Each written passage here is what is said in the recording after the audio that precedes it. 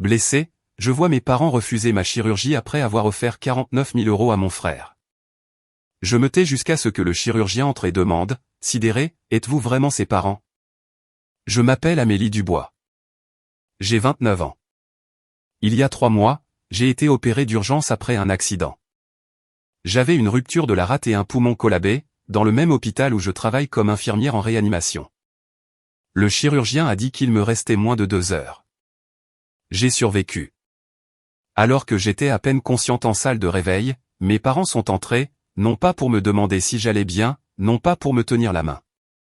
Ils sont venus pour refuser de garantir les 7 500 € restants après l'assurance. J'ai hoché la tête et détourné le regard. Puis le chirurgien traumatologue est entré dans la pièce.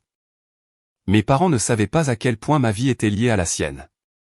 Et ce qu'il a découvert dans les jours qui ont suivi allait révéler une vérité que ma mère avait gardée enfouie pendant 29 ans. Mais pour comprendre comment cette nuit a tout changé, il faut savoir ce qui s'est passé la veille de l'accident. Je suis devenue infirmière en réanimation parce que je voulais sauver des gens. Ironique, n'est-ce pas? Hôpital de la Croix-Rousse, Lyon.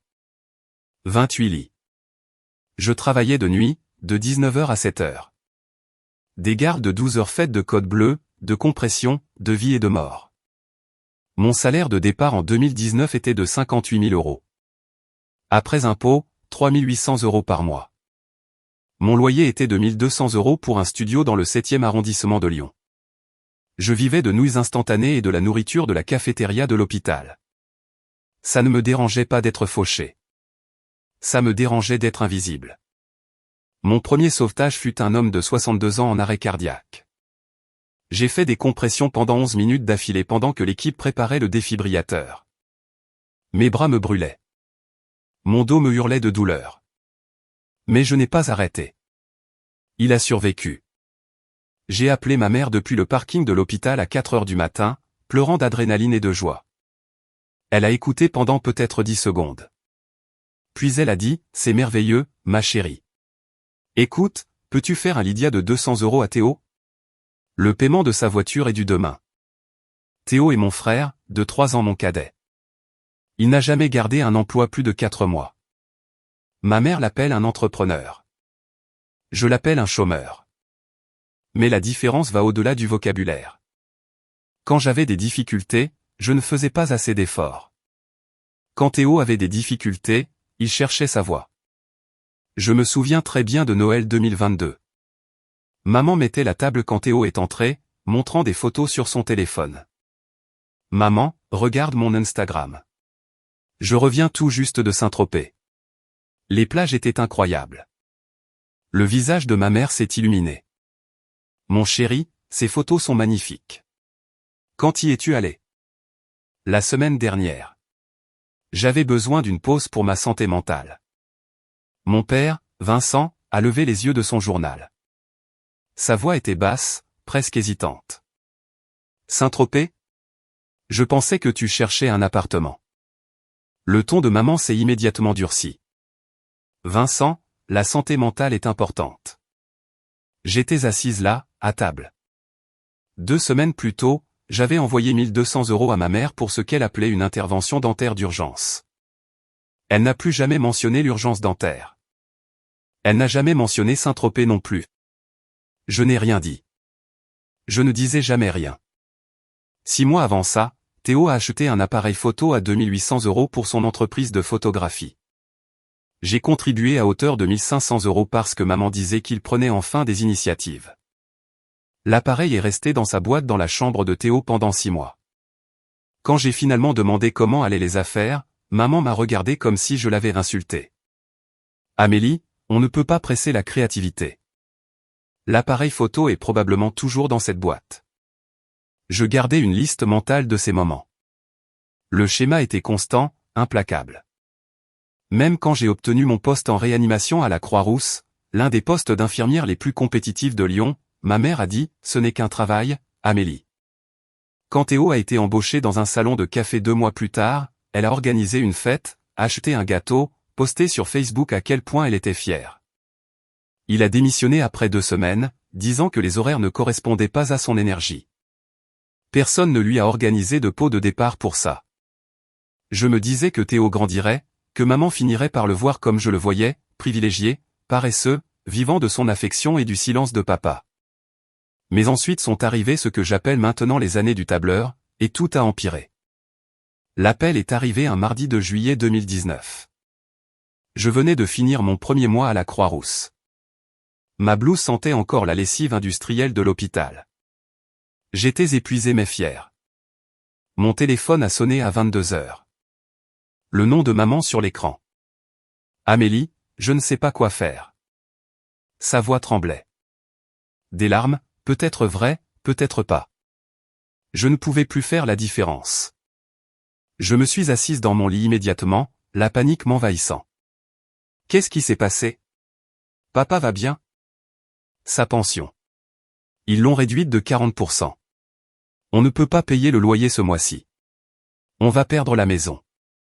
Mon cœur s'est serré. Quoi? Quand est-ce que c'est arrivé? La semaine dernière. Ton père est trop fier pour demander de l'aide.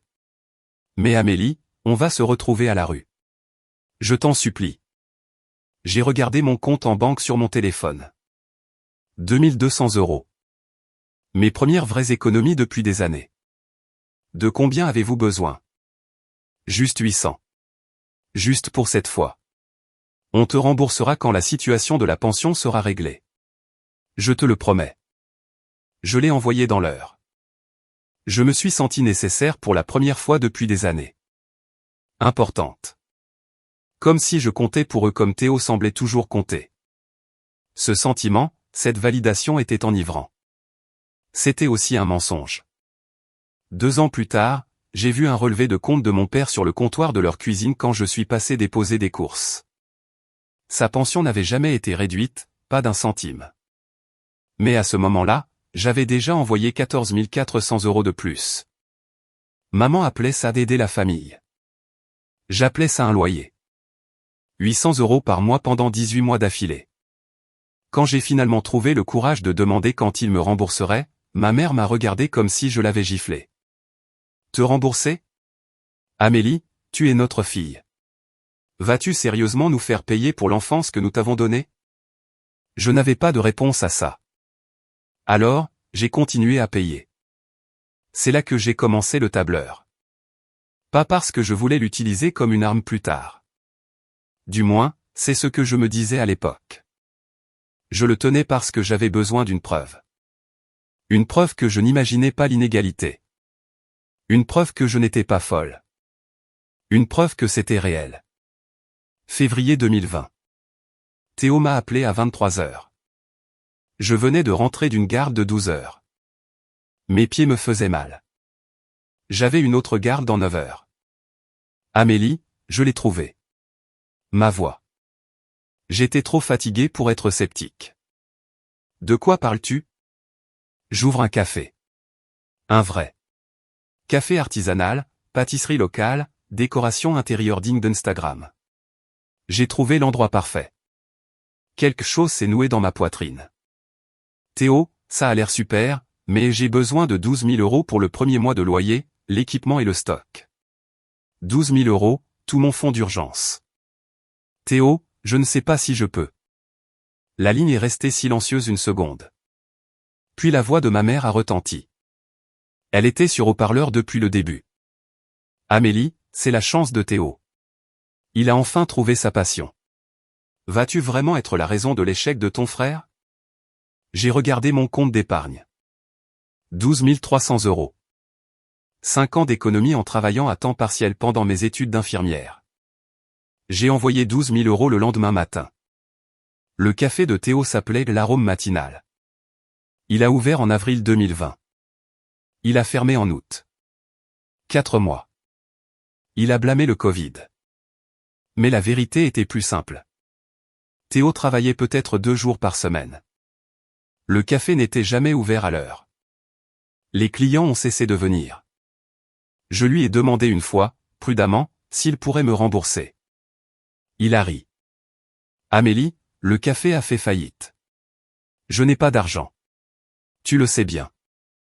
Ma mère était dans la pièce quand il a dit ça. Elle ne l'a pas corrigé, n'a pas suggéré qu'il trouve un travail pour me rembourser. N'a pas reconnu que je venais de perdre 12 000 euros. Elle a juste dit, ce sont des choses qui arrivent dans les affaires, Amélie.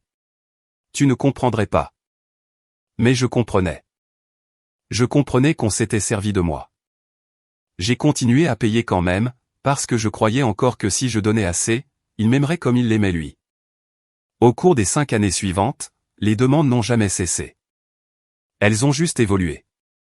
En 2021, ma mère a appelé en pleurant à propos d'une opération d'urgence.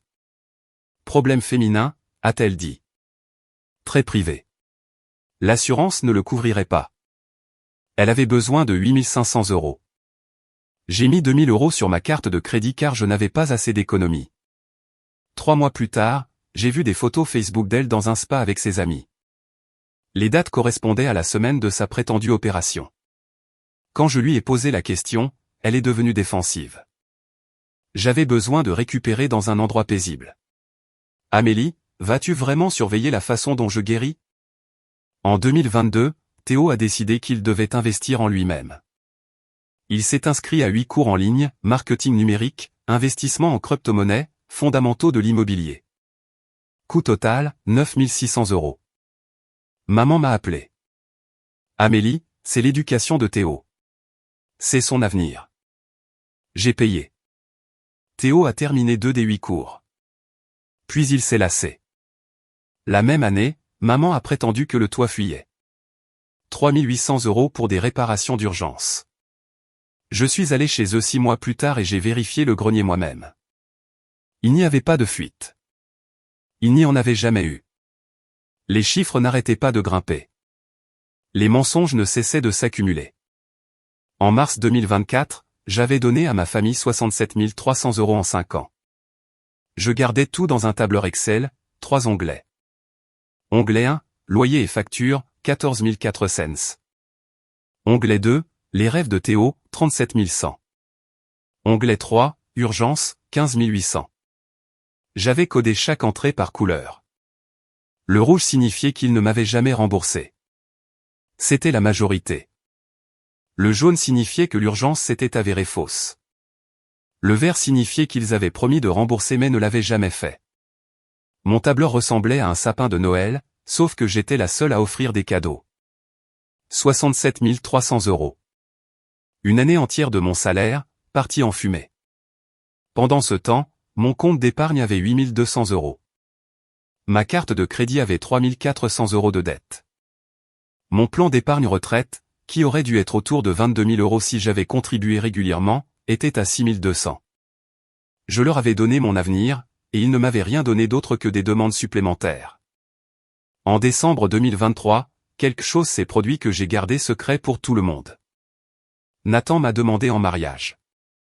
Nous sortions ensemble depuis 2 ans et demi. Il était chirurgien traumatologue à la Croix-Rousse. Brillant, gentil, patient d'une manière que je ne croyais pas possible. Nous nous sommes rencontrés lors d'un code bleu à 3 heures du matin. Il était calme alors que tout le monde paniquait. J'ai remarqué ça. Il a fait sa demande le 23 décembre. Les lumières de Noël se reflétant sur le Rhône, au centre de Lyon. Il avait planifié ça depuis des mois. Quand il s'est agenouillé, j'ai tellement pleuré que je ne pouvais plus parler. Amélie Elisabeth Dubois, veux-tu m'épouser? J'ai dit oui. Bien sûr, j'ai dit oui. Mais quand il a demandé quand nous devrions le dire à ma famille, quand il a dit qu'il voulait rencontrer mes parents correctement, je me suis figé. Pas encore. S'il te plaît.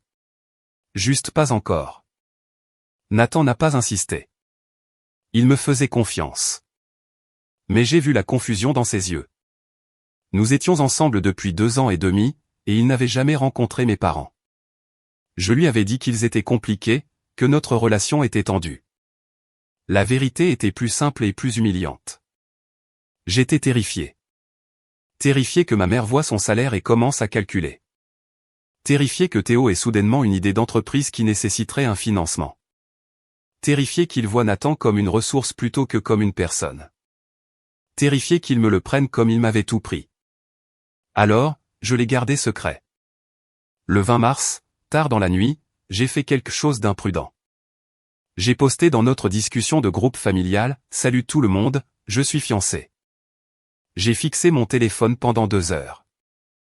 Maman l'a vu à 6h22 le lendemain matin, Théo à 9h15, papa à 10h30.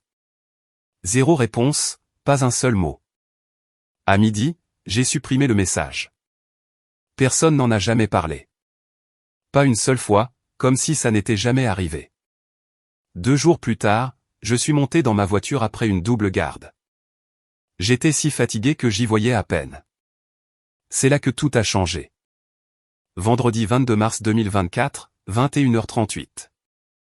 Je rentrais de la Croix-Rousse après une double garde. 7h à 23h. 16h. Nous avions eu un code bleu qui n'avait pas survécu. 2 intubations difficiles. Une famille nous hurlant dessus parce que nous n'avions pas pu sauver leur père. J'étais si épuisé que mes mains tremblaient sur le volant. Autoroute à 7 direction sud, à 20 km de Lyon. La route était sombre, à l'exception de mes phares qui perçaient le brouillard. Je me souviens avoir vu des phares venir vers moi. Du mauvais côté de la route. Je me souviens avoir pensé, absurdement calme, ce camion est sur ma voie. Je me souviens avoir donné un coup de volant, à droite. Je me souviens de l'impact, du métal qui grince, du verre qui explose, ma voiture tournant comme un manège de fête foraine, puis plus rien. Je ne me souviens pas du trajet en ambulance. Je ne me souviens pas des ambulanciers me découpant de ma voiture. Je ne me souviens pas qu'ils m'aient intubé sur le bord de l'autoroute pendant qu'un inconnu me tenait la main et me disait que ça irait. Je ne me souviens de rien de tout ça, mais d'autres personnes s'en souviennent. 22h04. Je suis arrivé à l'hôpital de la Croix-Rousse, mon propre hôpital. Ils m'ont emmené en salle de déchocage 3, la même salle devant laquelle j'étais passé 1000 fois en allant en réanimation. Maintenant, j'étais la patiente non identifiée sur le brancard, m'étouffant avec un tube respiratoire, saignant intérieurement. Le docteur Élise Paré était la médecin urgentiste de garde. Elle lisait mes constantes à son équipe quand une des infirmières, Sarah Martin, ma meilleure amie, s'est soudainement arrêtée de bouger. Attendez. La voix de Sarah s'est brisée. Oh mon Dieu, c'est Amélie. Le docteur Paré a regardé mon visage de plus près. L'infirmière de Réa?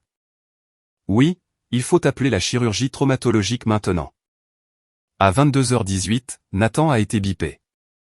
Il était dans la salle des médecins 2 étages plus haut, finissant des papiers d'une opération précédente. Le message sur son beeper, salle de déchocage 3, trauma crânien plus hémorragie interne. Besoin de toi maintenant. Il a couru. Quand Nathan a poussé les portes et a vu le dossier préliminaire, son visage est devenu pâle. Femme, 28 ans, accident de la route, rupture de la rate, possible lacération du foie. Le résident énumérait les blessures, mais Nathan n'écoutait plus. Il s'était approché du brancard. Sarah avait essuyé une partie du sang de mon visage. Nathan s'est figé. C'est Amélie. Le docteur Paré s'est retourné. Vous la connaissez? La voix de Nathan était à peine stable. Elle travaille ici. En réa. Céline s'est arrêtée avant de dire « ma fiancée ». Pendant quelques secondes, il est resté là, à me regarder. Puis sa formation a pris le dessus. Préparez le bloc 2. Je la monte moi-même. Faites un scanner en montant et trouvez sa famille tout de suite. Pendant que Nathan se préparait pour l'opération, une infirmière a trouvé mon téléphone dans un sac de preuves de la police. L'écran était fissuré, mais il fonctionnait encore. Contact d'urgence, papa, Vincent Dubois. Ils l'ont appelé à 22h25. Le téléphone a sonné 4 fois avant qu'il ne réponde. Allô. Sa voix était ensommeillée. Monsieur Dubois, ici l'hôpital de la Croix-Rousse. Votre fille, Amélie, a eu un grave accident de voiture. Elle est à nos urgences en ce moment. J'imagine mon père se redressant dans son lit, soudainement bien réveillé. Quoi? Est-ce qu'elle va bien? Elle est en vie, mais son état est critique. Elle a besoin d'une opération d'urgence. Nous avons besoin que vous et votre femme veniez à l'hôpital immédiatement. On sera là dans 20 minutes. Mon père a réveillé ma mère. Je l'imagine agacée, regardant l'heure, demandant si ça ne pouvait pas attendre le matin. Diane, réveille-toi. Amélie a eu un accident. Quoi? Quelle heure est-il? C'est une urgence. On doit y aller maintenant. Dans la voiture, ma mère était sur son téléphone, envoyant des SMS à quelqu'un. Les mains de mon père tremblaient sur le volant. Tu penses que c'est grave? Maman n'a pas levé les yeux de son écran. Assez grave. Ils nous ont appelés. Papa a appelé Théo, qui était chez un ami. Mon fils, ta sœur a eu un accident. Retrouve-nous à la Croix-Rousse. La réponse de Théo, maintenant, papa? Je suis au milieu de combien de temps ça va prendre? Mon père lui a raccroché au nez. Ils sont arrivés à l'hôpital à 22h45. Ces 20 minutes allaient tout détruire. Mes parents ont été conduits à la salle d'attente des familles des urgences. Papa faisait les 100 pas, portant encore un pantalon de pyjama sous sa veste. Son visage était gris. Maman était assise sur une chaise en plastique, faisant défiler son téléphone. À 22h52, Nathan est entré. Il portait encore sa blouse ensanglantée de son évaluation initiale. Monsieur et Madame Dubois. Mon père s'est précipité vers lui. Oui. Êtes-vous comment va-t-elle? Nathan les a regardés tous les deux. Sa voix était contrôlée, professionnelle, mais j'apprendrai plus tard que ses mains tremblaient. Je suis le docteur Nathan Fournier, chirurgien traumatologue. Amélie a un grave traumatisme crânien et une hémorragie interne. Je dois l'emmener en chirurgie immédiatement. Sans intervention dans les 30 prochaines minutes, elle ne survivra pas. Papa a tendu la main vers le porte-document que Nathan tenait. Bien sûr, tout ce dont elle a besoin. Où est-ce que je signe? C'est à ce moment que Marie Chevalier est entrée. Marie était la conseillère financière de l'hôpital. On l'avait appelée parce que je n'avais pas de carte d'identité, pas de carte de mutuelle, rien pour vérifier la couverture. Monsieur et Madame Dubois, je suis désolé de m'immiscer en ce moment. La voix de Marie était douce. Je dois discuter de la responsabilité financière pendant que le docteur Fournier opère. Le ton de ma mère est devenu sec immédiatement. Est-ce que ça ne peut pas attendre? Notre fille est en train de mourir. Marie est restée professionnelle. Je comprends. Cela ne prendra qu'un instant. La mutuelle d'Amélie couvrira environ 70% des coûts estimés de la chirurgie. Le solde restant est d'environ 7 500 €. Nous avons besoin d'un garant, quelqu'un qui accepte de couvrir les frais à sa charge si Amélie est incapable de payer. Papa n'a pas hésité. Je signerai. Où? Mais ma mère lui a attrapé le bras. Attends, Vincent. Il faut qu'on réfléchisse à ça. Papa l'a regardé, confus. Réfléchir à quoi? Elle a besoin de l'opération maintenant. Maman s'est tournée vers Marie. Et si la mutuelle refuse la demande? Et si c'est plus de 7 500 €? Et si c'est 20 000, 30 000? L'expression de Marie est restée neutre, mais sa voix était prudente. Madame Dubois, c'est une chirurgie d'urgence. La mutuelle couvrira la majorité. Vous ne payez pas maintenant, vous vous portez juste garant. On ne peut rien garantir. On n'a pas ce genre d'argent. La voix de mon père s'est élevée. Diane, on a des économies. On a le fonds d'urgence. On ne l'a plus, Vincent. La pièce est devenue silencieuse. Marie les regardait, son masque professionnel commençant à se fissurer. Je comprends les difficultés financières, dit Marie lentement. Mais la vie de votre fille est en jeu. La chirurgie est urgente. Le visage de ma mère s'est durci. Je comprends ça, mais nous devons être pratiques. C'est laquelle l'a dit. Les mots qui ont tout terminé. On ne peut pas se permettre ça. On vient de dépenser 49 000 € pour le voyage de Théo en Europe. Nos économies ont disparu. Si la mutuelle ne couvre pas tout et qu'on se retrouve avec une facture de 20 000 €, sa main a volé à sa bouche. Elle l'avait dit à voix haute. 49 000 €. Le voyage de Théo en Europe. Le visage de mon père est devenu complètement blanc. L'expression de Marie Chevalier est passée de la sympathie professionnelle à quelque chose de plus proche du dégoût. Et Nathan était dans le couloir. Il était en route pour le bloc opératoire.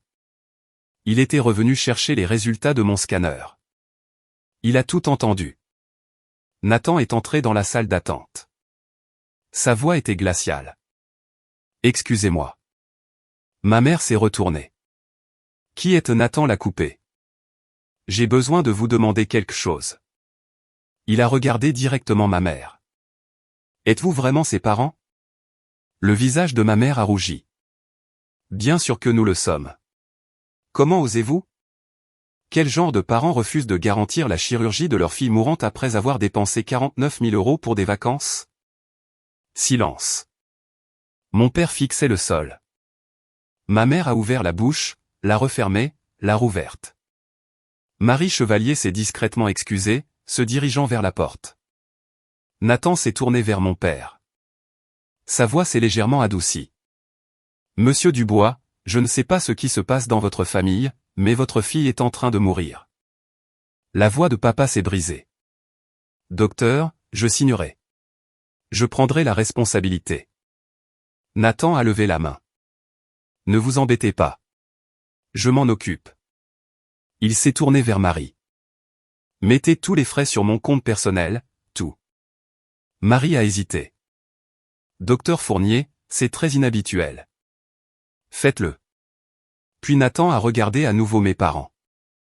Ce qu'il a dit ensuite, je ne l'apprendrai que des jours plus tard, mais ça a tout changé. Et pour votre information, je ne suis pas seulement son chirurgien. Je suis son fiancé. Nous sommes ensemble depuis 2 ans et demi. Elle ne vous a jamais parlé de moi parce qu'elle savait que vous feriez exactement ce que vous êtes en train de faire maintenant. Me voir comme un portefeuille, pas comme une personne. La bouche de ma mère est tombée. Les derniers mots de Nathan étaient calmes, mais absolus. Vous pouvez attendre ici si vous voulez, mais quand elle se réveillera, vous ne la verrez pas. Je m'en assurerai. Il est sorti. L'opération a commencé à 23h02. Dans la salle d'attente, mon père était assis seul dans un coin, la tête dans les mains. Ma mère était assise de l'autre côté, les bras croisés, sur la défensive. Théo est arrivé à 23h15, agacé et bruyant. Est-ce que ça va prendre toute la nuit? J'ai des plans pour dîner demain. La voix de mon père a tranché la pièce comme un couteau. Assieds-toi et tais-toi, Théo. Théo n'avait jamais entendu ce ton de la part de son père. Il s'est assis. Pendant 3 heures, Nathan m'a opéré pendant que ma famille était assise en silence, leur dysfonctionnement finalement trop évident pour être ignoré. Je ne savais rien de tout ça encore. J'étais inconsciente, intubée, brisée, mais vivante. Et quand je me suis réveillé 4 jours plus tard, tout ce que je pensais savoir serait brisé. Le 26 mars, jour 4. Je me suis réveillé en voyant des dalles de plafond blanches et le bip rythmique d'un moniteur cardiaque. Il y avait un tube dans ma gorge. De la douleur partout. J'ai essayé de bouger et je n'ai pas pu. Puis j'ai vu le visage de Nathan. Il était assis à côté de mon lit, me tenant la main. Quand mes yeux se sont ouverts, toute son expression s'est adoucie. Hey! Hey, tu vas bien. Tu es en sécurité. Sa voix était douce. Stable. N'essaie pas de parler. Tu es intubé. Serre ma main si tu comprends. J'ai serré. Ses yeux se sont remplis de larmes. Tu es à la Croix-Rousse. Tu as eu un accident de voiture vendredi soir. C'est mardi. Tu as été opéré. Tu vas t'en sortir. J'ai essayé de parler. Je ne pouvais pas. Le tube sortira demain si ta respiration reste stable. J'ai besoin que tu te reposes. Mais d'abord il a marqué une pause. Je dois te dire quelque chose à propos de tes parents. Mes parents? Étaient-ils là? Étaient-ils inquiets? Nathan a rapproché sa chaise. Ils sont venus à l'hôpital cette nuit-là. Ça ne s'est pas bien passé. Au cours des 10 minutes suivantes, alors que j'étais incapable de parler ou de bouger, Nathan m'a tout raconté sur la conseillère financière, sur le refus de ma mère de signer, sur les 49 000 €, sur la question qu'il leur avait posée. Je suis entré et je leur ai demandé, êtes-vous vraiment ses parents? Même à travers le brouillard des analgésiques, j'ai senti quelque chose se fissurer dans ma poitrine. Je leur ai dit que j'étais ton fiancé, a poursuivi Nathan. Ils ne savaient pas pour moi, pour nous. Ta mère avait l'air choquée. Ton père avait l'air honteux. Il a pris une profonde inspiration. J'ai tout payé, Amélie. L'opération, la réanimation, tout. Et je leur ai interdit de te rendre visite. Je voulais demander où ils étaient maintenant. Je voulais poser des questions sur mon père. Nathan a semblé lire dans mes pensées. Ton père a essayé de venir hier. Je l'ai laissé entrer pendant 5 minutes. Il a pleuré tout le temps. Il n'arrêtait pas de dire qu'il était désolé. Des larmes coulaient sur mon visage. Ta mère a essayé de venir ce matin. La sécurité l'a arrêtée. Elle a fait une scène. A dit que je te montais contre ta famille. Nathan a pris son téléphone.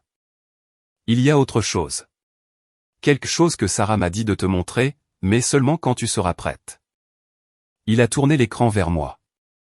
C'était une capture d'écran de la discussion de groupe familial. Mon annonce de fiançailles. 0 réponse. Sarah dit que tu as posté ça et que tu l'as ensuite supprimé. C'est vrai? J'ai hoché la tête. Les larmes sont venues plus fort. La voix de Nathan s'est brisée. Amélie, pourquoi ne m'as-tu pas dit qu'il te traitait comme ça? Parce que je ne voulais pas qu'il voie à quel point je valais peu pour eux, mais il était sur le point de tout voir. Le lendemain, ils ont enlevé le tube respiratoire. Ma voix était rauque, faible, mais elle fonctionnait. Sarah m'a rendu visite pendant sa garde. Elle a tiré une chaise jusqu'à mon lit et m'a pris la main. Ma belle, il faut que je te raconte ce que j'ai vu cette nuit-là. Sarah était aux urgences quand mes parents sont arrivés. Ta mère était sur son téléphone tout le temps, a envoyé des SMS, sans même avoir l'air inquiète. J'ai fermé les yeux. Ton père faisait les 100 pas, paniquant.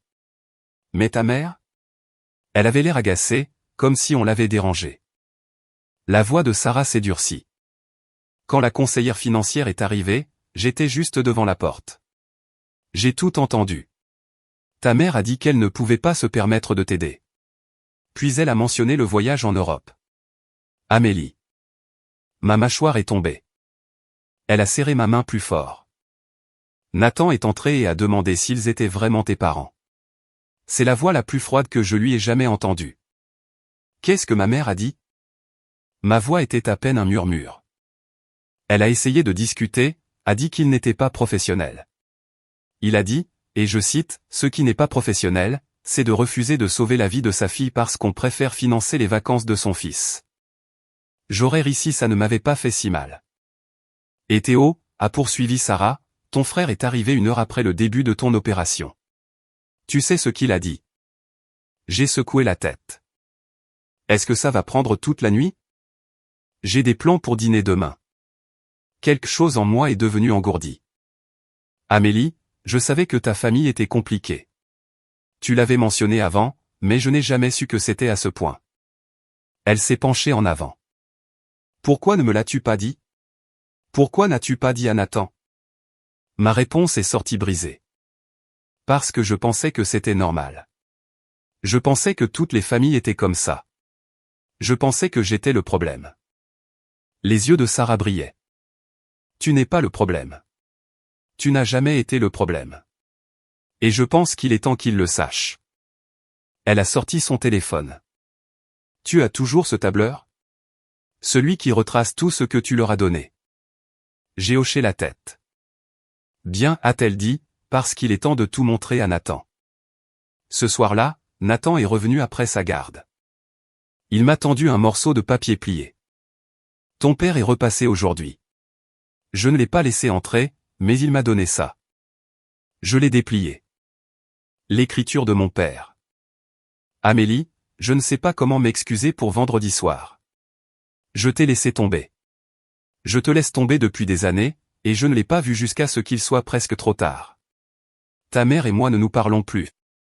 Je ne sais pas si nous le ferons un jour. Théo ne comprend pas pourquoi je suis en colère. Il dit, tu es dramatique. Je reste chez ma sœur Patricia à Toulouse pour le moment. Quand tu seras prête, j'aimerais parler. Si tu me le permets. Je t'aime. Je suis désolé de ne pas t'avoir protégé. Papa. Je pleurais encore. Nathan s'est assis sur le bord de mon lit. Amélie, depuis combien de temps ta famille est-elle comme ça? Depuis combien de temps se servent-ils de toi? 5 ans, ai-je murmuré. Depuis que j'ai commencé à la Croix-Rousse. J'ai pris mon téléphone. Sarah l'avait apporté de mon appartement. J'ai ouvert mon application de fichiers et j'ai sorti le tableur. Nathan a fixé l'écran. Son visage est passé par plusieurs émotions à la fois. Horreur, colère, incrédulité. 67 300 €. Sa voix tremblait. Amélie, tu leur as donné 67 000 €. Je pensais que ça les aidait. Je pensais qu'ils avaient besoin de moi. Ils n'avaient pas besoin de toi, la voix de Nathan était ferme. Ils se sont servis de toi. Puis je lui ai montré la discussion de groupe familial. Les messages où je demandais de l'aide. Vu. Ignoré. Les messages où Théo se vantait de l'Europe. Le message où j'annonçais nos fiançailles. Supprimé après 2 heures de silence. Nathan est resté silencieux pendant un long moment. Puis il a pris mes 2 mains. J'ai besoin que tu m'écoutes. Tu ne leur dois rien. Pas un centime, pas une seconde de ton temps, pas ton pardon, rien. Sa voix était stable. Absolue. Et ils ne te feront plus jamais de mal. Je m'en assurais. Je l'ai cru. Ce que je ne savais pas, c'est que ma mère était sur le point de faire quelque chose qui exposerait tout elle-même. Mais d'abord, nous avons découvert un secret qui allait briser tout ce que je pensais savoir sur ma famille. Sarah m'a aidé à tout organiser. Nous avons passé 3 heures le 6e jour à parcourir mon téléphone, mes emails, mes comptes bancaires, chaque transaction, chaque message, chaque mensonge. Tu dois documenter ça, a dit Sarah. Pas pour eux, pour toi. Pour que tu saches que tu n'es pas folle.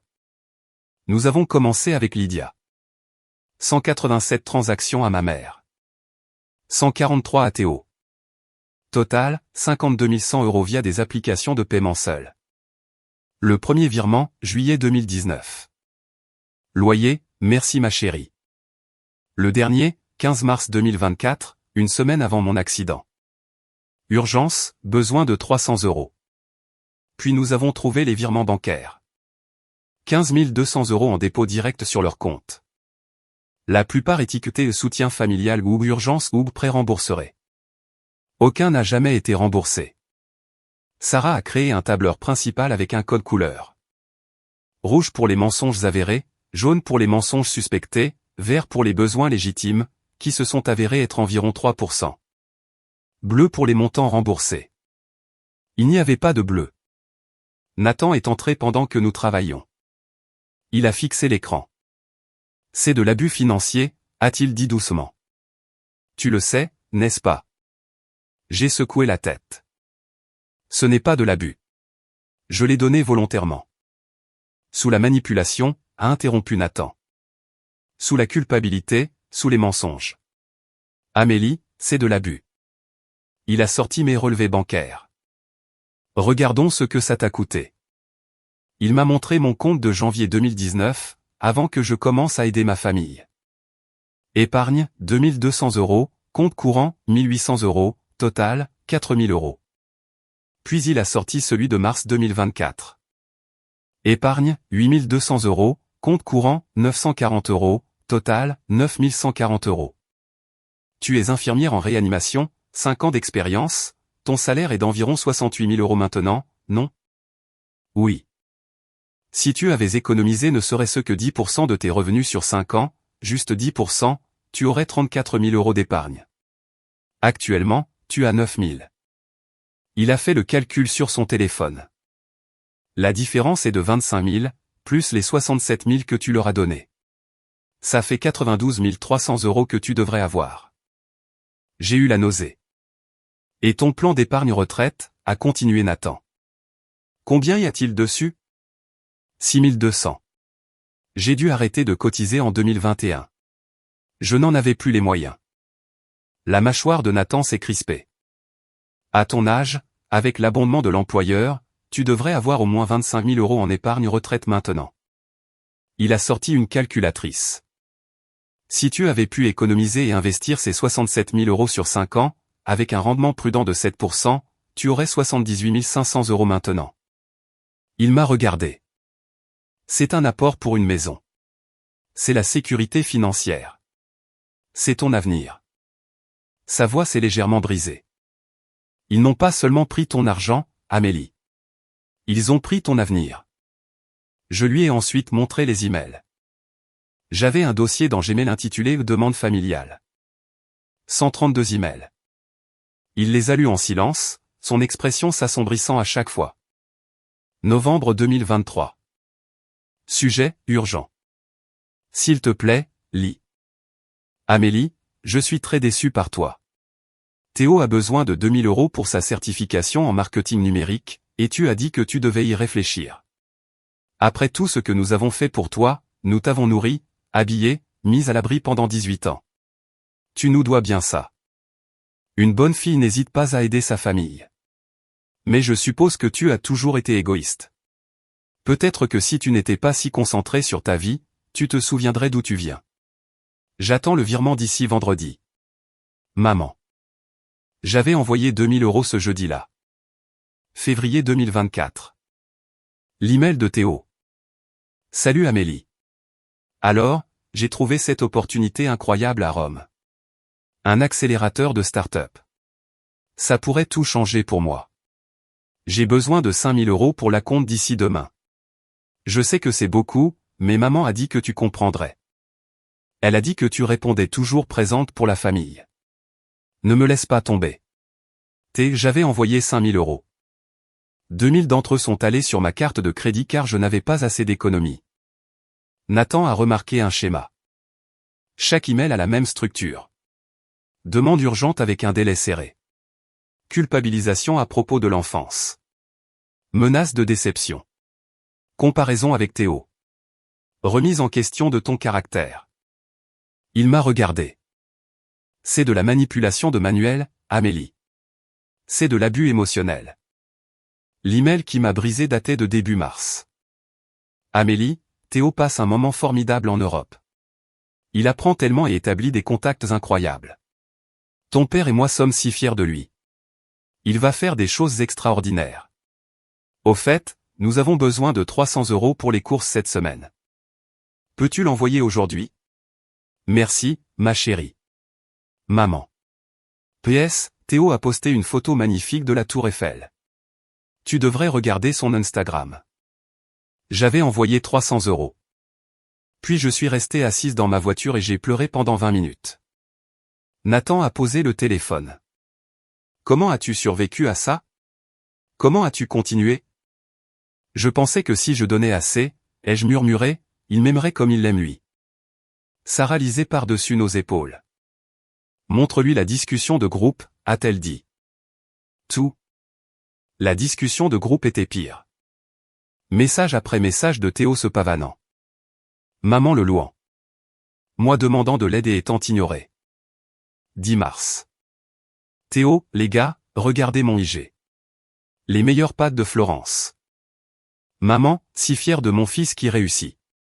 11 mars. Moi, quelqu'un peut venir me chercher après ma garde de nuit demain? Ma voiture est au garage et un Uber coûte 40 €. Vu par maman à 8h43. Vu par Théo à 9h15. Vu par papa à 10h22. Aucune réponse. 14 mars. Moi, bon anniversaire, papa. Je t'aime. J'espère que tu passes une bonne journée. Zéro réaction. Zéro réponse. 18 mars. Théo, maman. J'ai besoin de 500 € de plus. J'ai trouvé une Rolex vintage à Rome. Maman, envoyé, mon chéri. Ton père a dit oui pour la montre complète aussi. Utilise la carte d'urgence. Théo, tu es la meilleure maman du monde. Nathan a fait défiler des mois de cela. Son visage était pâle. Ils ne te parleront plus jamais, a-t-il dit. Pas si j'ai mon mot à dire. Jour 7. Mon dernier jour en réanimation avant de déménager dans l'appartement de Nathan. Ce matin-là, ma mère s'est présentée. Elle avait convaincu le garde qu'elle avait changé et qu'elle avait besoin de voir sa fille. Elle a dépassé le poste des infirmières et est entrée directement dans ma chambre. Amélie. Oh, ma petite fille. J'ai été si inquiète. Je l'ai regardée. Ma voix était froide. Maman, tu dois partir. Elle a continué à s'approcher. Ma chérie, il y a eu un terrible malentendu. Cette nuit-là, j'étais sous le choc. Je ne savais pas ce que je disais. Nathan s'est levé de sa chaise. Madame Dubois, vous n'êtes pas censée être ici. Elle l'a complètement ignoré. Amélie, chérie, tu sais que maman t'aime. Je ne t'abandonnerai jamais. Ce docteur ment. Il essaie de te monter contre ta propre famille. J'ai senti quelque chose se durcir dans ma poitrine. Nathan n'a pas menti. Sarah t'a entendu. La coordinatrice de la facturation t'a entendu. Tu as refusé de signer. Le visage de ma mère a changé, calculateur. J'étais confuse, stressée. Tu ne peux pas me blâmer pour un moment de tu as dit que tu avais dépensé 49 000 € pour le voyage de Théo. Tu as dit que tu ne pouvais pas te permettre 7 500 € pour me sauver la vie. Elle s'est assise sur le bord de mon lit, attrapant ma main. D'accord. Oui, j'ai dit ça. Mais tu dois comprendre, Théo est notre investissement. Il a un avenir. Il va réussir et s'occuper de nous quand nous serons vieux. Elle a serré ma main plus fort. Tu as déjà un travail. Tu es stable. Tu n'as pas besoin de nous comme lui. La voix de Nathan a tranché la pièce comme une lame. Venez-vous de dire que votre fils est votre investissement et qu'Amélie ne l'est pas? Ma mère s'est figée. Ce n'est pas ce que je voulais dire.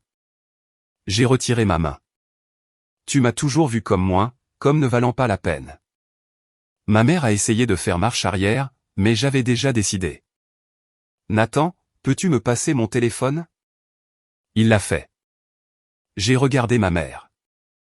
Tu veux savoir pourquoi je ne t'ai jamais parlé de Nathan? Pourquoi je l'ai gardé secret pendant 2 ans et demi? Elle est immédiatement devenue défensive.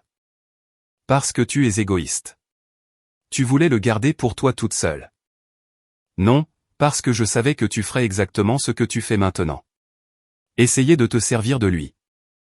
J'ai ouvert mon téléphone et j'ai fait défiler jusqu'à la discussion de groupe. Je veux que tu vois ce que je vois. La chambre de réanimation avait une télévision connectée fixée au mur. Divertissement pour les patients. Nathan a sorti un adaptateur HDMI de sa poche. Les médecins en avaient pour les présentations de cas. Il a connecté mon téléphone à la télé. La discussion de groupe est apparue sur un écran de 50 pouces. Chaque message ignoré, chaque appel à l'aide, chaque silence.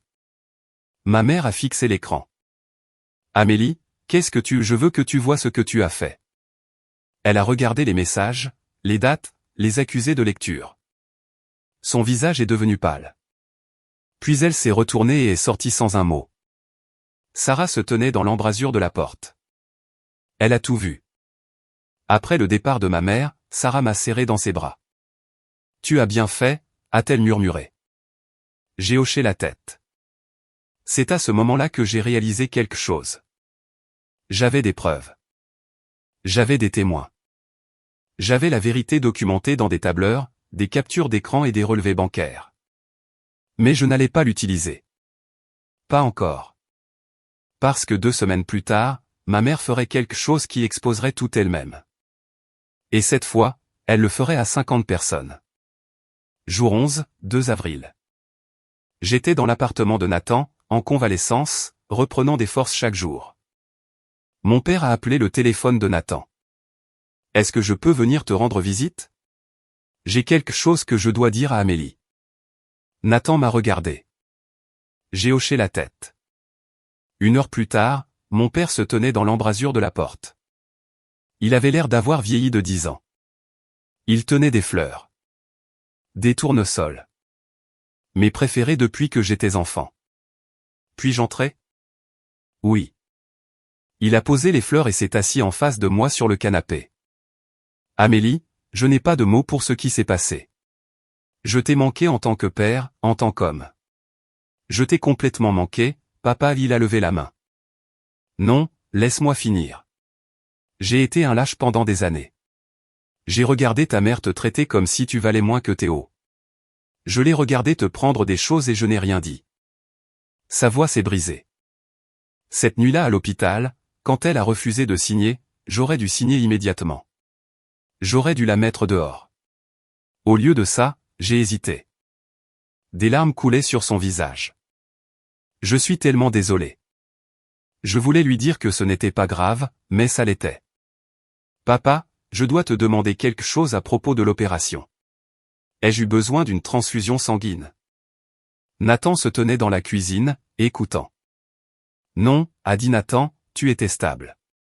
Pourquoi demandez-vous ça, monsieur Dubois? Mon père avait l'air embarrassé. J'aurais dû proposer. Je suis au positif, donneur universel. J'ai déjà donné mon sang. Si elle en avait eu besoin, Nathan est devenu très immobile. Monsieur Dubois, Amélie est B positif. Mon père avait l'air confus. B. Mais je pensais que O pouvait donner à tout le monde. O peut donner à tout le monde. Oui.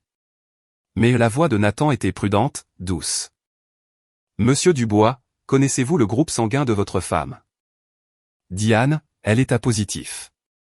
Je me souviens qu'elle l'a mentionné il y a des années quand elle a donné son sang lors d'une collecte à l'église. Pourquoi? Nathan s'est assis lentement. Je dois vous dire quelque chose et je ne vous le dis que parce que c'est médicalement pertinent et que vous avez le droit de savoir. La pièce est devenue très silencieuse. La génétique des groupes sanguins est très spécifique. Si vous êtes O positif et que votre femme est A positif, vous ne pouvez produire que des enfants de groupe OA. Jamais B. Nathan a sorti un tableau sur son téléphone. Pour qu'un enfant ait le groupe sanguin B, au moins un parent doit porter l'allèle B. Il a regardé mon père. Il n'y a aucune combinaison génétique où des parents OA produisent un enfant B. Le visage de mon père est devenu vide. En train de traiter l'information. Donc Amélie, elle n'est pas biologiquement, vous ne pouvez pas être son père. Je suis désolé. Les mots flottaient dans l'air. J'avais l'impression que le sol s'était dérobé sous mes pieds. Papa, je ne comprends pas. Mon père s'est levé immédiatement, est venu vers moi, s'est agenouillé à côté du canapé et a pris mes mains. Amélie, écoute-moi. Écoute. Sa voix était féroce. Je me fiche du sang que tu as. Je me fiche de la génétique, de la biologie ou de tout ça. Des larmes coulaient sur son visage. Je t'ai élevé. Je t'ai appris à faire du vélo. J'étais à chaque spectacle d'école, chaque remise de diplôme, chaque moment important de ta vie. Il a serré mes mains. Tu es ma fille. Tu seras toujours ma fille. Tu savais? Je pleurais. Toutes ces années, tu savais? Il a secoué la tête. Je te le jure, je viens de l'apprendre il y a 30 secondes. La voix de Nathan était calme. Monsieur Dubois, cela signifie que votre femme a eu une liaison. Et elle sait qu'Amélie n'est pas la vôtre depuis 28 ans. Le visage de mon père montrait du chagrin, de la trahison, de la rage, mais quand il m'a regardé, seulement de l'amour. Je dois rentrer à la maison. Je dois découvrir la vérité. Mais Amélie, il a serré mes mains plus fort, la biologie ne fait pas un père. L'amour, si. Et je t'aime. 3 jours plus tard, mon père a appelé. J'ai trouvé quelque chose. Des lettres d'un homme nommé Grégoire. Il est venu ce soir-là avec un dossier en manille. À l'intérieur, des emails imprimés, des notes manuscrites, des relevés bancaires, des photos, la preuve d'un secret de 28 ans. Novembre 1995. Email de Grégoire Thierry à ma mère. Diane, la nuit dernière était une erreur.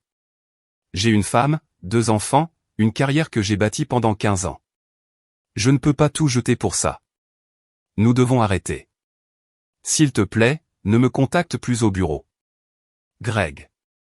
Mars 1996. Une note de la main de ma mère. 12 mars 1996. Je suis enceinte. 8 semaines. C'est de Greg. Le timing.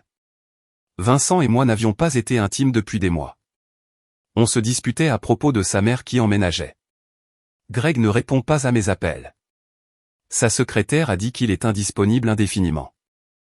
J'ai pensé à ne pas le garder, mais Vincent poserait des questions, et je ne peux pas me permettre l'intervention sans qu'il le sache.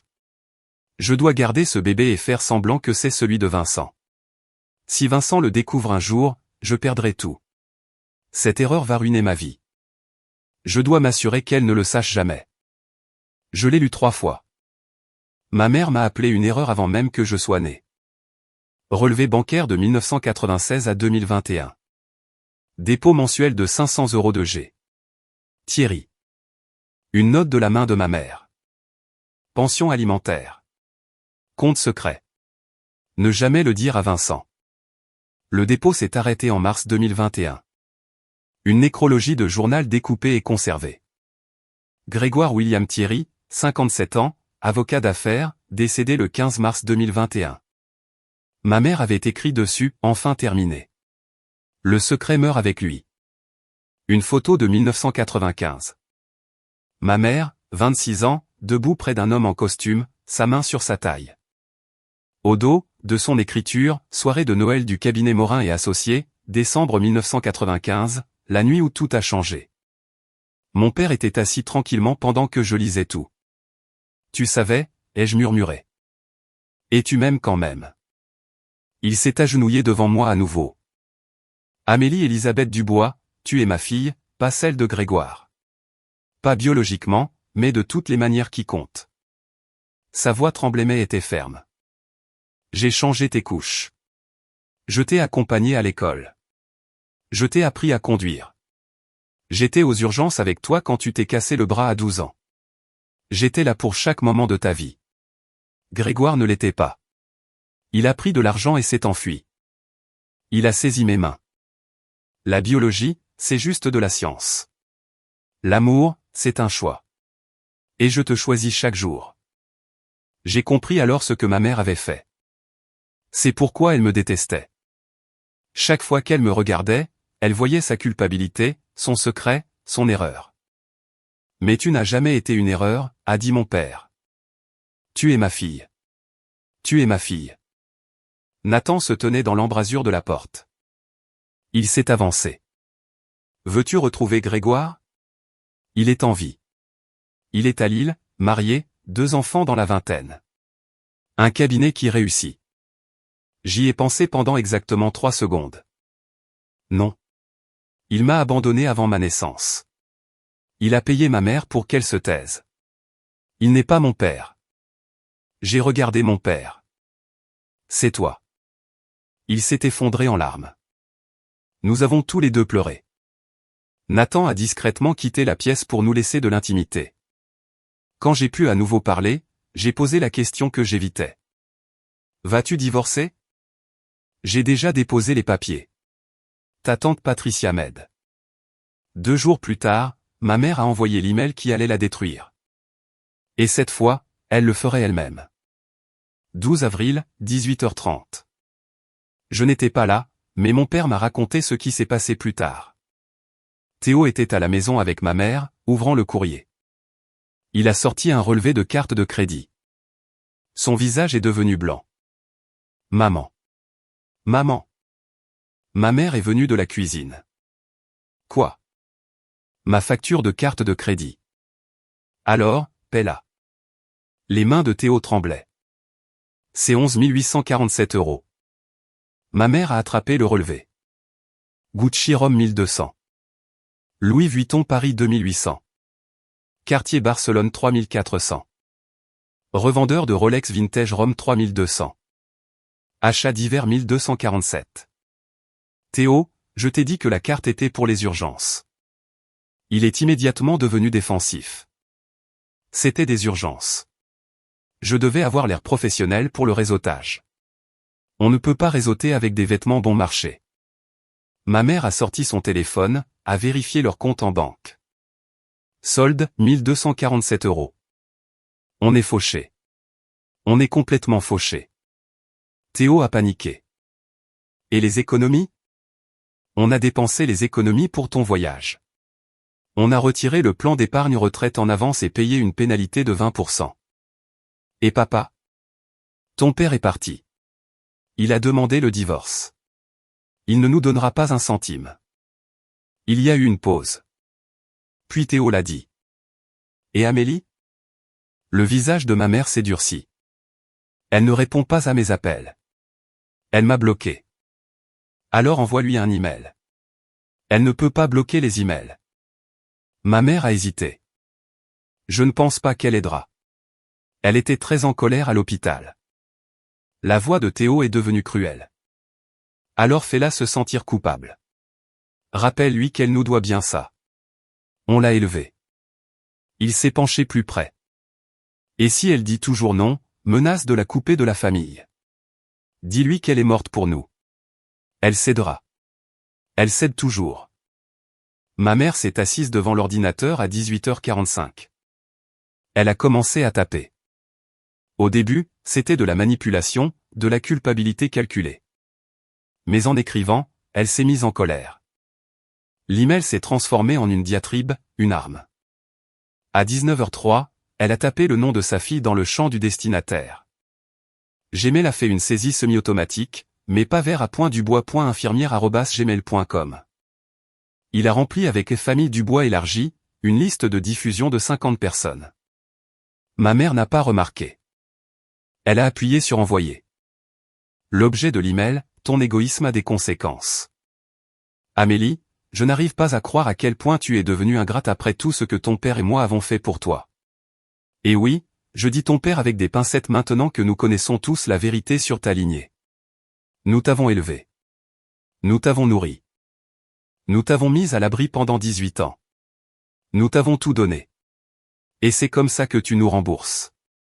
En nous coupant les ponts. En montant Vincent contre moi. En refusant d'aider ta propre famille quand nous sommes en crise. La facture de carte de crédit de Théo est de 11 847 € de son voyage de réseautage. Un voyage qui portera ses fruits quand il réussira. Mais tu ne comprendrais pas l'investissement, n'est-ce pas? Tu as toujours eu une vision à court terme, toujours pensé à toi. Ton frère est notre véritable investissement. Il a du potentiel. Il a un avenir. Tu as toujours été juste moyenne, une erreur que nous avons dû gérer. J'aurais peut-être dû écouter Grégoire en 1995. Il avait raison sur tout. Il disait que tu ne serais que des ennuis. Et nous y voilà. Ton docteur peut se permettre 20 000 € sans même s'en apercevoir. Si tu ne nous vires pas l'argent d'ici lundi, ne te donne même pas la peine de venir à un événement familial. Tu seras morte pour nous. Et avant de monter sur tes grands chevaux, souviens-toi que nous avons aussi des reçus. Toutes ces fois où nous t'avons emprunté de l'argent, tu l'as donné volontairement. Tu ne peux pas prouver le contraire. Tu nous dois bien ça, Amélie. Et si tu ne paies pas, tout le monde saura quel genre de fille tu es vraiment. Ne me teste pas. Ta mère, pour l'instant. 19h04. Le téléphone de ma mère a commencé à vibrer. SMS de son frère Alain, Diane, c'est quoi cet email? SMS de la sœur de Vincent, Patricia, viens-tu de révéler des secrets de famille à 50 personnes? Appelle-moi maintenant. SMS de la cousine Rebecca, viens-tu vraiment d'appeler Amélie une erreur? Ma mère a regardé Théo, confuse. Pourquoi tout le monde m'envoie des SMS? Comment ont-ils ou elle a ouvert son dossier d'éléments envoyés? Ah, famille Dubois élargie, 50. Son visage est devenu complètement blanc. Oh non. Oh mon Dieu, non. Théo s'est penché par-dessus son épaule. Maman, tu as envoyé ça à tout le monde? Elle a essayé de rappeler l'email. Trop tard. C'était il y a plus de 5 minutes. En 30 minutes, la tempête des répondre à tous avait commencé. 19h05. Patricia Dubois, la sœur de mon père. Diane, qu'est-ce que c'est que ça? Viens-tu d'appeler ta fille une erreur devant 50 personnes? Qui est Grégoire? Est-ce que Vincent est au courant? Appelle-moi maintenant. 19h06. Alain Morin, le frère de ma mère. Diane, s'il te plaît, dis-moi que c'était destiné à quelqu'un d'autre. Viens-tu vraiment de révéler des secrets de famille à toute la famille élargie? Et qui diable est ce Grégoire Thierry de 1995? 19h07. Mon père, qui était en copie de l'email. Diane, tu viens de dire à 50 personnes que tu as eu une liaison en 1995, qu'Amélie n'est pas ma fille biologique, et que tu considères notre fille comme une erreur. Je veux que tu réfléchisses à ce que tu as fait. J'ai demandé le divorce. Mon avocat te contactera la semaine prochaine. Tu ne verras ni ne parleras plus jamais à Amélie. Je m'en assurerai. Vincent. Les emails continuaient d'arriver. Cousine Rebecca, Diane vient-elle vraiment de demander 20 000 € à sa fille qui a failli mourir? Thomas, le frère de Vincent, Diane, tu es dégoûtante. Je t'ai vu traiter Amélie comme une moins que rien pendant des années. Je suis content que ce soit enfin au grand jour. Jennifer, la propre cousine de Diane, j'ai toujours su que tu préférais Théo, mais ça, Diane, tu as besoin d'une thérapie. Un ami de la famille, je me retire de cette chaîne de mais je veux que tout le monde sache. Je connais Amélie depuis qu'elle a 5 ans. C'est une jeune femme incroyable. Diane, tu devrais avoir honte. Ma grand-mère, la mère de Vincent, 81 ans. Diane Morin-Dubois, tu n'es plus la bienvenue chez moi. Amélie est ma petite fille. Au diable la biologie. Tu es une femme cruelle.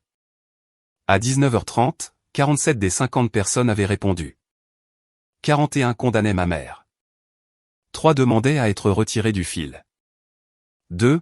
Les parents âgés de ma mère ont envoyé des emails privés confus. Théo a essayé de la défendre. Tout le monde doit se calmer. Maman était juste contrariée. Amélie a été vraiment égoïste dernièrement. Et la réponse de Patricia l'a détruit. Théo, tais-toi. Ta sœur a fait des gardes doubles pour financer ton café qui a fait faillite en 4 mois. Elle a payé pour ta voiture. Elle t'a envoyé en Europe pour 49 000 €. Et quand elle était mourante, ta mère a refusé de l'aider parce qu'elle avait dépensé tout son argent pour toi. Tu as 25 ans. Trouve un travail et arrête de vivre au crochet de ta famille. Tante Patricia. Dans l'appartement de Nathan, mon téléphone a commencé à vibrer. Nathan a regardé l'écran. Amélie, tu reçois beaucoup de mails de toute ta famille. J'ai pris le téléphone. J'ai lu l'email de ma mère. Chaque mot, chaque accusation, chaque secret révélé. J'aurais dû être dévasté. Au lieu de ça, j'ai commencé à rire. Nathan avait l'air inquiet. Amélie? Elle l'a fait elle-même, ai-je dit entre deux rires. Elle l'a vraiment fait elle-même. Nathan a lu par-dessus mon épaule. Ta mère vient de dire à 50 personnes que tu n'es pas la fille biologique de Vincent, qu'elle a eu une liaison avec un certain Grégoire, et qu'elle veut que nous lui donnions 20 000 €. Yep. Et elle t'a appelé une erreur. Yep. À 50 personnes. Je riais toujours. C'était hystérique, insensé. Le karma n'a pas besoin de mon aide, Nathan. Juste de ma patience. Mon téléphone a sonné. Tante Patricia. J'ai répondu. Amélie, ma chérie, je viens de voir l'email de ta mère. Ouais, comme 49 autres personnes. La voix de Patricia était douce. Ça va? Je suis soulagé, en fait. Je n'ai plus à m'expliquer. Elle l'a fait pour moi. Patricia a fait un bruit qui était à moitié un rire, à moitié un sanglot. Ton père est ici avec moi. Il est ici depuis qu'il a demandé le divorce. Il veut te parler quand tu seras prête. Je suis prête. Puis-je l'appeler demain? Bien sûr. Et Amélie, cette femme n'est pas digne d'être ta mère. Elle ne l'a jamais été. La discussion de groupe familial maman, papa, Théo et moi a sonné. Théo, Amélie. Maman ne le pensait pas. Elle est juste stressée. Peux-tu parler à Nathan des 20 000 €? J'ai tapé un seul mot. Non. Puis j'ai quitté la discussion de groupe. J'ai bloqué l'email de ma mère, bloqué le numéro de Théo. La seule famille qu'il me restait était Vincent, Patricia, Nathan. C'était suffisant. Mais Théo n'avait pas fini.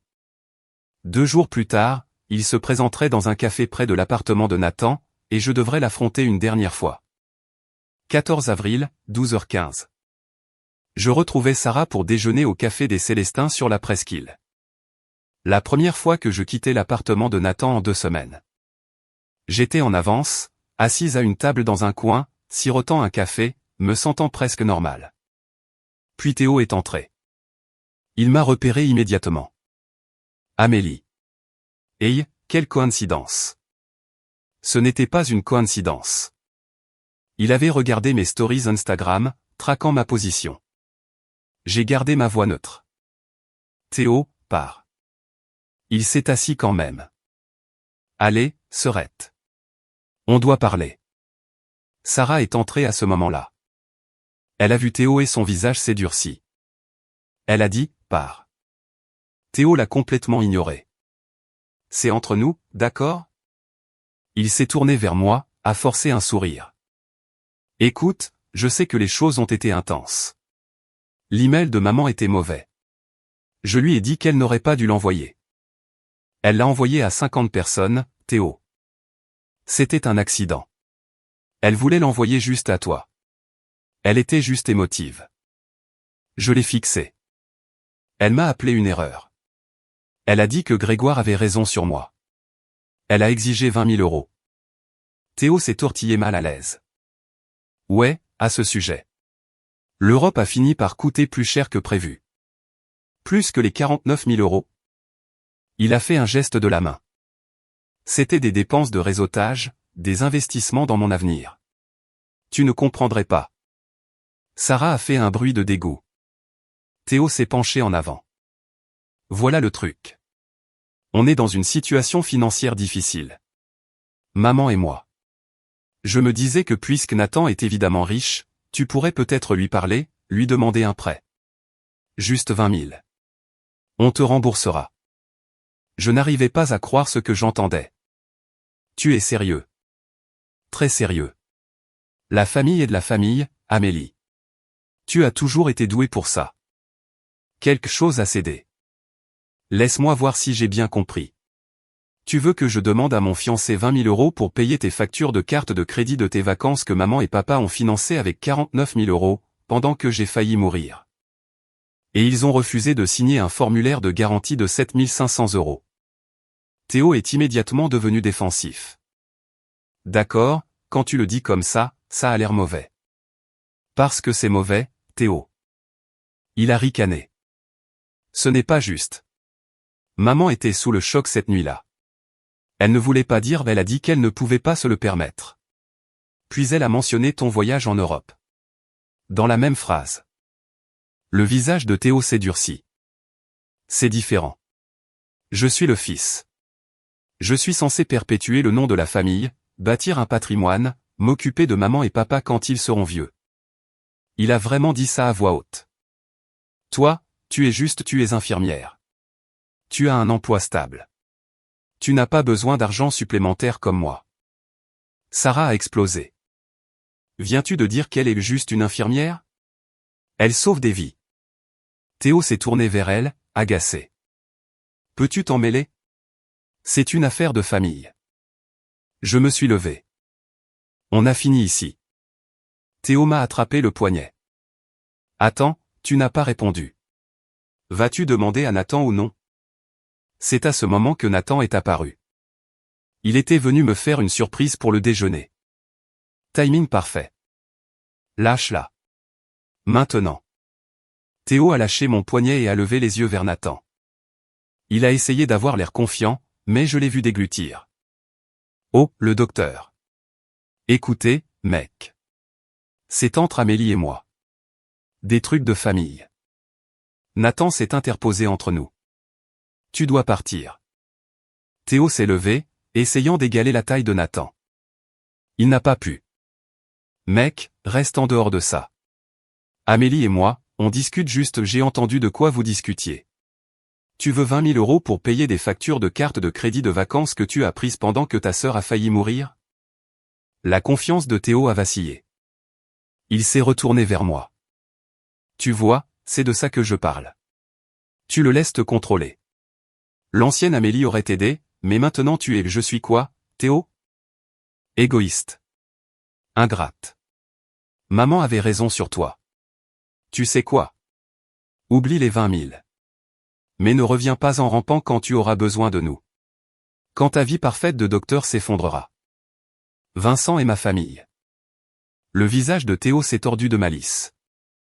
Vincent n'est même pas ton vrai père. Maman m'a parlé de Grégoire, de la liaison. Tu n'es même pas une vraie Dubois. Je l'ai giflé. Fort. Le café est devenu complètement silencieux. Je n'avais jamais frappé personne en 28 ans de vie. Mais les mots de Théo, ma main tremblait. N'ose pas.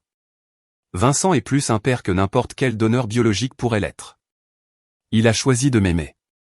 Toi tu as choisi de te servir de moi. Théo a tenu sa joue, sincèrement choqué. Tu m'as frappé. Tu m'as agressé. Je pourrais porter plainte. Nathan a sorti son téléphone. Vas-y. J'ai 12 témoins qui viennent de te voir lui attraper le poignet en premier. C'est une agression. Essaie.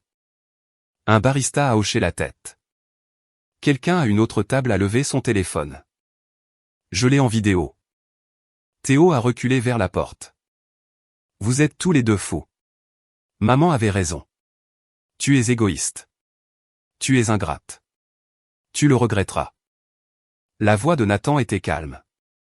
Absolue. La sécurité est à 30 secondes. Par maintenant. Théo est parti, criant tout le long du chemin. Ne reviens pas en rampant quand tu auras besoin de nous. Tu auras besoin de nous un jour. J'ai crié après lui, assez fort pour qu'il m'entende. Je n'aurai pas besoin. Le café était toujours silencieux. Puis le barista a apporté 2 cafés, offerts par la maison. Ce type était une femme à la table voisine s'est penchée. Votre frère a l'air d'être un sacré numéro. Il n'est plus mon frère, ai-je dit. Sarah m'a serré dans ses bras. Je n'arrive pas à croire que tu l'as giflé. Moi non plus. Nathan s'est assis et m'a pris la main. Comment te sens-tu? Libre, ai-je dit. Et je le pensais. Le lendemain matin, mon père a appelé. Amélie, c'est papa. C'est un bon moment? Oui. Salut, papa. J'ai entendu parler de Théo au café. Tu vas bien? Je l'ai giflé. Il y a eu une pause. Puis, bien. Bien. Il t'a attrapé. Il t'a manqué de respect. Il le méritait. J'ai commencé à pleurer. De soulagement, peut-être. Ou de libération. Amélie, je dois dire quelque chose. J'ai été un lâche pendant 28 ans. Sa voix était épaisse d'émotion. J'ai regardé Diane favoriser Théo. Je l'ai regardé te prendre des choses. Je l'ai regardé te traiter comme si tu valais moins. Et je n'ai rien dit. Je me disais que je maintenais la paix, que ce n'était pas si grave, que tu étais assez forte pour le supporter. Il a pris une profonde inspiration. Mais la vérité, c'est que j'étais faible. J'ai choisi la voie facile. J'ai choisi le silence plutôt que de te protéger. Papa, quand tu étais mourante dans cet hôpital et que Diane a refusé de signer, j'aurais dû la mettre dehors immédiatement. J'aurais dû signer sans hésitation. Au lieu de ça, je l'ai laissé parler. Je l'ai laissé retarder. Je t'ai manqué quand tu avais le plus besoin de moi. Sa voix s'est brisée. Peux-tu me pardonner? Papa. Tu es le seul qui s'est présenté. Tu es le seul qui m'a choisi plutôt que le secret. Tu ne m'as pas manqué. Tu m'as sauvé. Je pouvais l'entendre pleurer. Je divorce de ta mère. Les papiers sont déposés. Je reste chez Patricia jusqu'à ce que je trouve un appartement. Et Amélie, je sais que je ne peux pas annuler 28 ans. Mais j'aimerais essayer. J'aimerais être le père que tu méritais depuis le début. J'aimerais ça aussi, papa. 3 heures plus tard, ma mère a appelé d'un numéro inconnu. J'ai répondu sans réfléchir. Amélie, s'il te plaît, ne raccroche pas. J'ai reconnu sa voix immédiatement. Maman. Je suis désolé pour l'email, pour tout. J'étais stressé. Je ne réfléchissais pas. Tu m'as appelé une erreur par écrit à 50 personnes. Je ne le pensais pas. Tu n'es pas une erreur. J'étais juste en colère. Sa voix est devenue plus dure. Amélie, je suis ta mère. Tu ne peux pas me rayer de ta vie. La famille, c'est la famille. Vincent est la famille. Toi, tu n'es que la biologie. Elle a eu un hockey. Tu ne le penses pas. Tu es influencé par cet homme. Nathan a un nom et c'est la raison pour laquelle je suis en vie. Que as-tu fait? Silence. Puis elle a essayé une dernière fois. Si tu fais ça, si tu me coupes de ta vie, tu le regretteras. Tu auras besoin de moi un jour. J'ai pensé à tout. Les 67 000 €, les mensonges, le favoritisme, le refus de me sauver la vie. Ma voix était stable. J'ai eu besoin de toi le 22 mars. Tu as choisi la carte de crédit de Théo plutôt que ma vie. Je n'ai plus besoin de toi. Je n'en aurai plus jamais besoin. Au revoir, Diane. J'ai raccroché. J'ai bloqué le numéro inconnu. Nathan se tenait dans l'embrasure de la porte. Comment te sens-tu? Libre, ai-je dit à nouveau. Et cette fois, je le croyais complètement.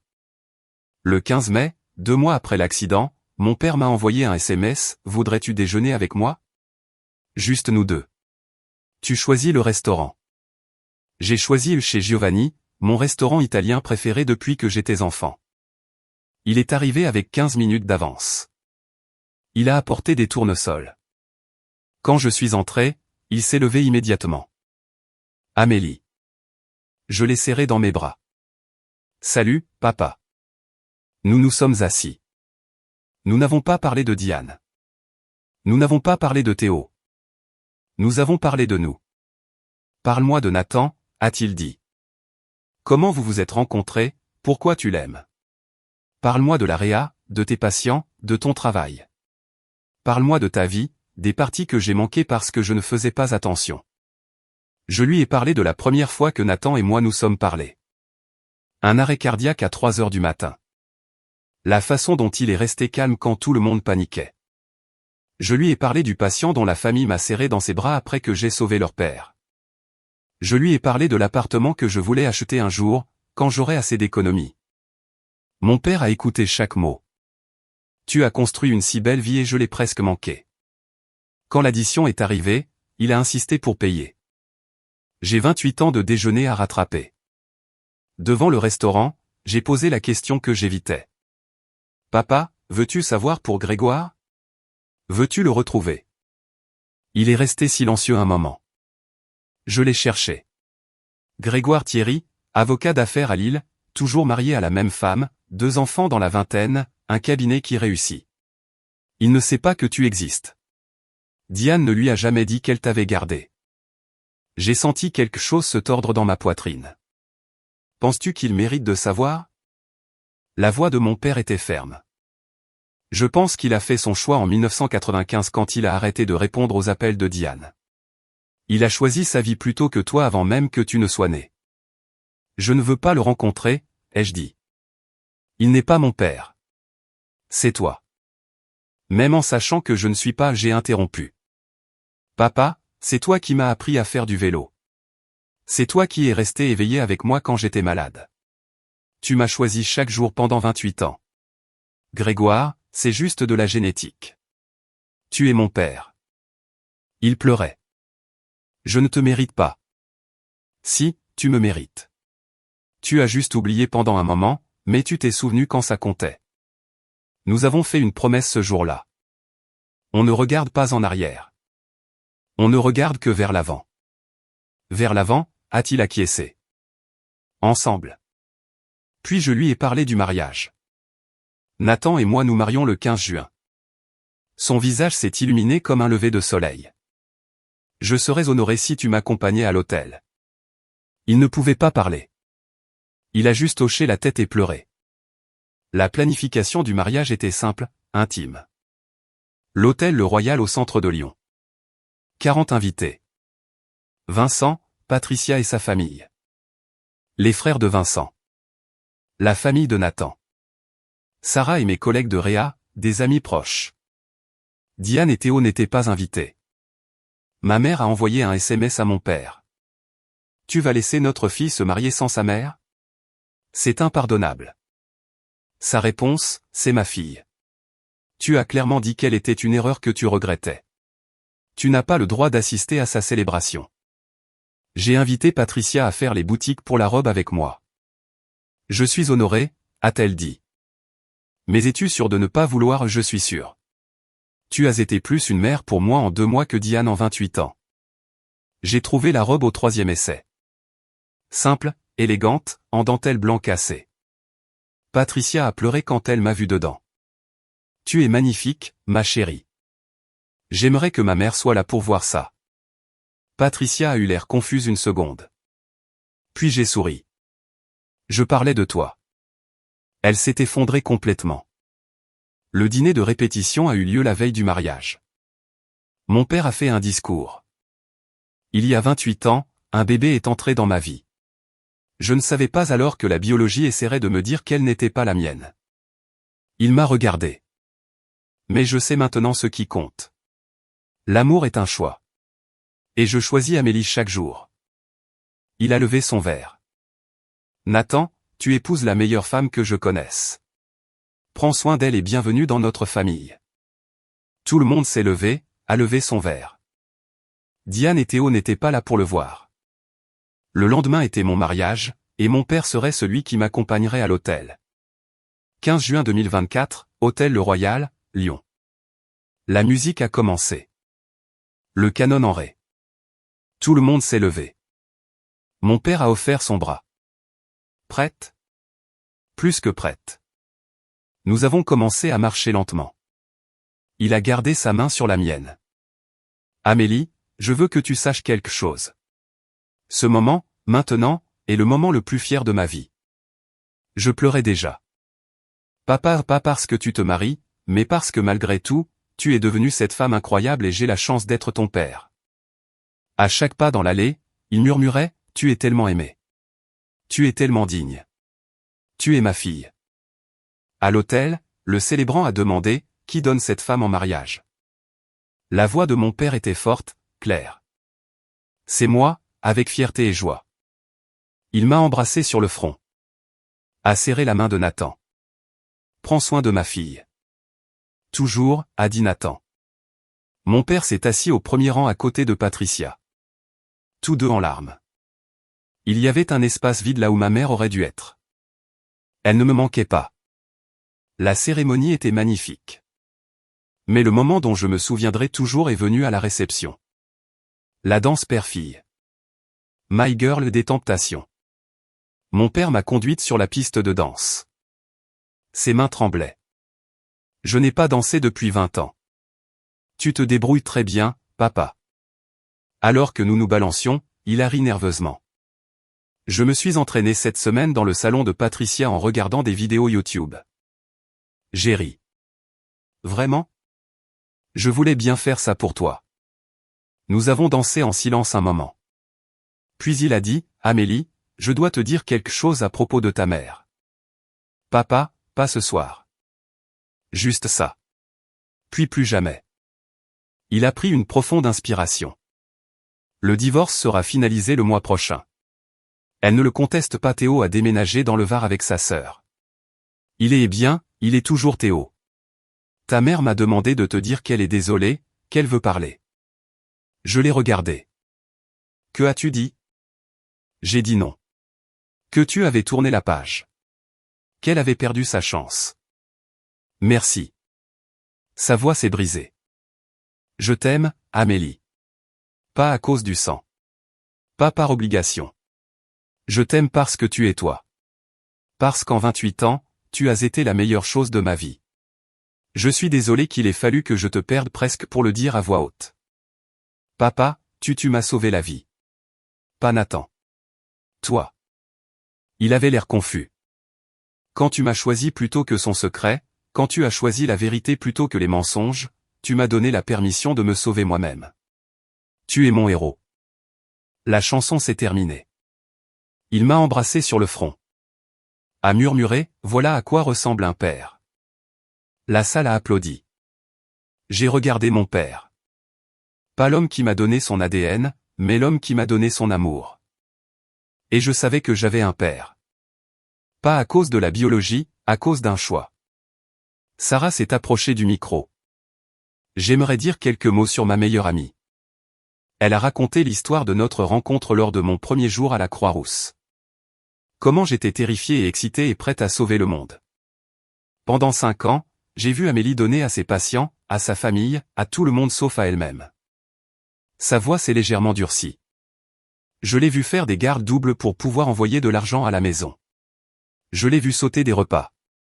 Je l'ai vu supprimer une annonce de fiançailles après que personne n'ait répondu. La pièce est devenue très silencieuse.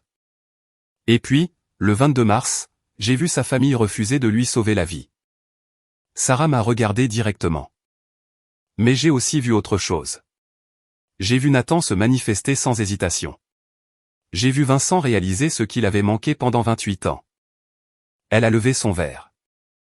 Alors, à Amélie, la personne la plus forte que je connaisse, qui a finalement appris qu'on ne peut pas verser d'une coupe vide. À Nathan, qui a vu la valeur d'Amélie quand sa propre famille ne le pouvait pas. Et à Vincent, qui a choisi l'amour plutôt que la biologie. À la vraie famille. Tout le monde s'est levé. À la vraie famille. 6 mois plus tard, le 15 décembre 2024, Nathan et moi avons acheté une maison, 2 chambres, un petit jardin, à 10 minutes de la Croix-Rousse. Ma situation financière avait complètement changé. Épargne, 18 500 €. Carte de crédit remboursée. Cotisation au plan d'épargne retraite reprise, maintenant à 9 800 €. Dette envers la famille, 0. Mon père s'épanouissait. Il avait emménagé dans un appartement près de chez nous. Il venait dîner 2 fois par semaine. Il sortait avec une femme gentille nommée Hélène, une bibliothécaire. Selon Patricia, Diane vivait avec sa sœur dans le Var, travaillant à temps partiel dans un cabinet dentaire. Elle disait aux gens que sa fille l'avait abandonnée. Théo travaillait chez un concessionnaire automobile à Toulon. Il avait tenu 2 mois jusqu'à présent. Il m'avait envoyé une demande d'amis sur Facebook. J'ai refusé. Il avait demandé de l'argent à mon père 2 fois. Mon père a dit non les 2 fois. J'avais commencé une thérapie en mai. Séance hebdomadaire sur les limites, l'estime de soi, briser les cycles. Nathan et moi étions plus forts que jamais. Le 14 décembre, mon père a appelé. Amélie, pouvez-vous, Nathan et toi, venir dîner demain? J'ai des nouvelles. Nous y sommes allés. Lui et Hélène étaient tous les deux là, souriant nerveusement. Je voulais que vous l'entendiez de moi d'abord. Hélène et moi sommes fiancés. Je l'ai serré si fort dans mes bras qu'il a ri. Papa, c'est merveilleux. On pense à une petite cérémonie au printemps. Et Amélie, j'aimerais que tu sois ma témoin. Je serais honoré. Hélène nous a rejoints. Amélie, votre père parle de vous constamment, de sa fierté. Il le fait. Mon père souriait. Chaque jour. Tu es ma fille. Ma vraie fille. Au diable la biologie. En regardant mon père, heureux pour la première fois depuis des décennies. En regardant Nathan, l'homme qui m'a sauvé la vie de plus d'une manière. En regardant le SMS de Sarah. Café demain. C'est ma tournée. Pas de drame familial autorisé. J'ai réalisé quelque chose. J'ai perdu une mère qui ne m'a jamais aimé. J'ai perdu un frère qui ne s'est servi que de moi. Mais j'ai gagné un père qui m'a choisi. Un mari qui m'a protégé. Une famille qui me célèbre. Pendant 28 ans, j'ai cru que je devais mériter l'amour. Que si je donnais assez, si je me sacrifiais assez, si je devenais assez, il verrait ma valeur. Mais la valeur ne se gagne pas. Elle est inhérente. Et les gens qui vous aiment, ils la voient immédiatement. Il y a 6 mois, j'étais mourante aux urgences pendant que ma mère refusait de me sauver. Aujourd'hui, je bois du vin dans l'appartement de mon père, je planifie son mariage, je tiens la main de mon mari. Le calcul est simple. Argent perdu pour la famille, 67 300 €. Argent gagné en estime de soi, inestimable. Parfois, il faut tout perdre pour découvrir ce que l'on avait vraiment.